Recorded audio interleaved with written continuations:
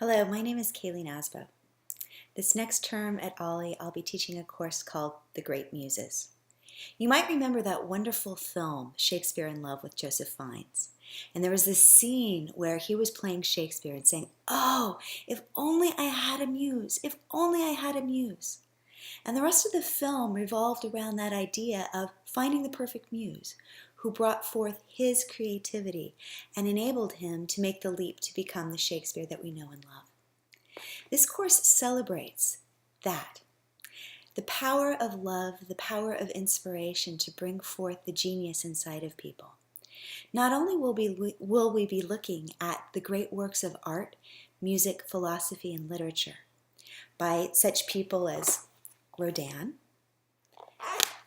and Robert Schumann and Johannes Brahms. We'll be celebrating the women who inspired them in their own right. The magnificent composer and pianist Clara Schumann, whose only rival in 19th century Europe was Franz Liszt. We'll be looking at the tragic Camille Claudel, who was not only the muse and the model for so many of Rodin's masterpieces, but was an extraordinary artist in her own right. We'll look at the irrepressible Alma Mahler, whose first kiss with Gustav Klimt inspired this famous picture. But we'll also explore her own tortured relationship with music under the shadow of her much more famous and domineering husband, Gustav Mahler, and how that led her ultimately to rebel, to go on to become the muse for man after man after man, for Oskar Kokoschka and for Franz Werfel as well.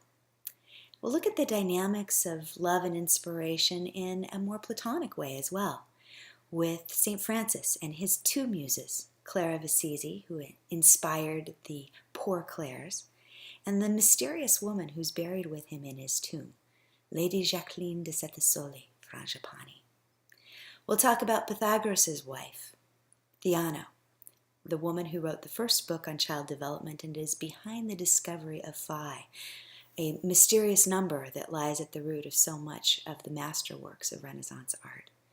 And we'll talk about Hypatia of Alexandria, who became a muse across time and space for the painter Raphael. This is a course that celebrates love and creativity in so many of its aspects.